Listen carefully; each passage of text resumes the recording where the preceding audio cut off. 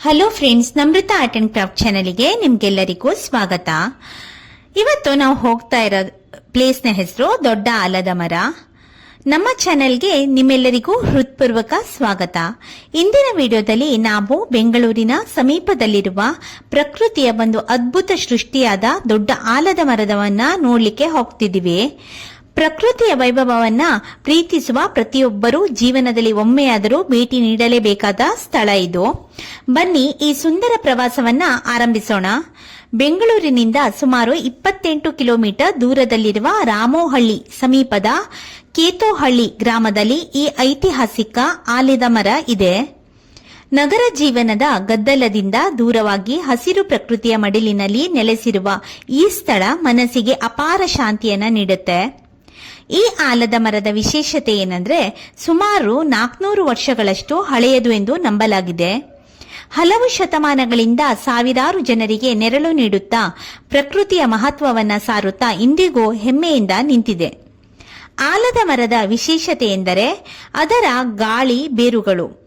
ಒಂದು ಕೊಂಬೆಯಿಂದ ಕೆಳಗೆ ಇಳಿಯುವ ಬೇರು ನೆಲವನ್ನ ತಲುಪಿದ ನಂತರ ಮತ್ತೊಂದು ಕಾಂಡದಂತೆ ಬೆಳೆಯುತ್ತೆ. ಇದೇ ಕಾರಣಕ್ಕೆ ಈ ಮರ ಒಂದೇ ಮರವಾಗಿದ್ದರೂ ಒಂದು ಸಣ್ಣ ಕಾಡಿನಂತೆ ಕಾಣುತ್ತದೆ. ಹಿಂದೆ ಈ ಮರ ಸುಮಾರು 7 ಎಕರೆ ಪ್ರದೇಶದಲ್ಲಿ ಹರಡಿಕೊಂಡಿತ್ತು. ನಂತರ ಒಂದು ಶಿಲೀಂಧ್ರ ರೋಗದಿಂದ ಮುಖ್ಯ ಕಾಂಡದ ಭಾಗ ಹಾನಿಗೊಳಗಾಯಿತಂತೆ.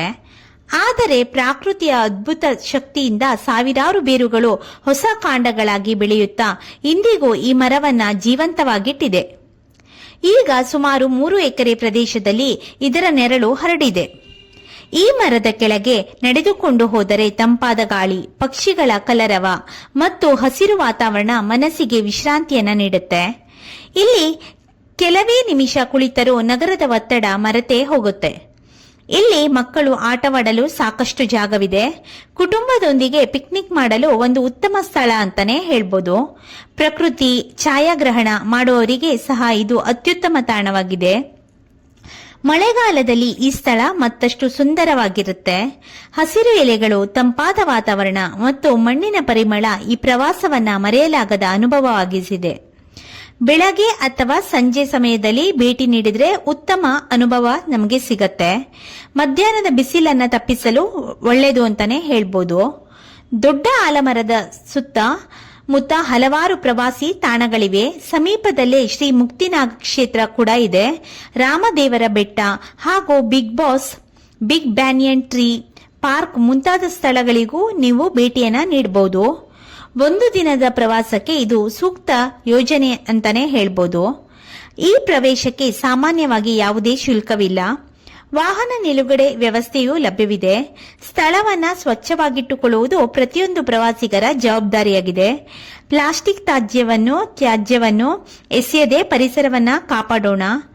ಆಲದ ಮರವು ಭಾರತೀಯ ಸಂಸ್ಕೃತಿಯಲ್ಲಿ ವಿಶೇಷವಾದ ಸ್ಥಾನವನ್ನೇ ಪಡೆದಿದೆ.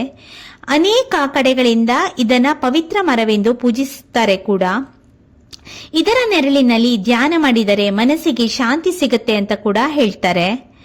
ನೀವು ಬೆಂಗಳೂರಿಗೆ ಭೇಟಿ ನೀಡಿದ್ರೆ ಅಥವಾ ವಾರಾಂತ್ಯದಲ್ಲಿ ಒಂದು ಸುಂದರ ಪ್ರಕೃತಿ ತಾಣವನ್ನ ಹುಡುಕ್ತಾ ಇದ್ರೆ ದೊಡ್ಡ ಆಲದ ಮರವನ್ನ ತಪ್ಪದೆ ನಿಮ್ಮ ಪಟ್ಟಿಯಲ್ಲಿ ಸೇರಿಸಿಕೊಳ್ಳಿ.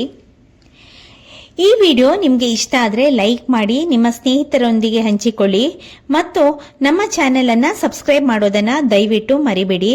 ಮುಂದಿನ ವಿಡಿಯೋದಲ್ಲಿ ಮತ್ತೊಂದು ಅದ್ಭುತ ಸ್ಥಳದೊಂದಿಗೆ ನಾನು ನಿಮಗೆ ಭೇಟಿಯಾಗ್ತೀನಿ.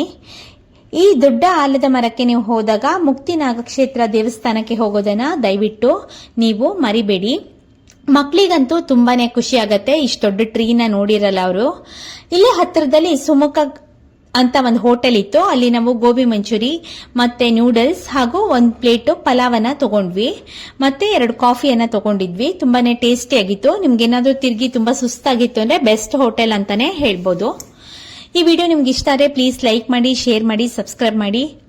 ಲೈಫಲ್ಲಿ ಒಂದ್ಸಲ ಯಾರೋ 400 ಇಯರ್ಸ್ ಓಲ್ಡ್ ಈ ಬನ್ಯಾನ್ ಟ್ರೀನ ನೋಡ್ಕೊ ಬನ್ನಿ. ಲೈಫಲ್ಲಿ ನೀವು ಬೆಂಗಳೂರಲ್ಲಿ ಇದ್ರಂತೂ ಮಸ್ಟ್ ವಿಸಿಟ್ ಪ್ಲೇಸ್ ಅಂತಾನೆ ಹೇಳ್ತೀನಿ. Thank you.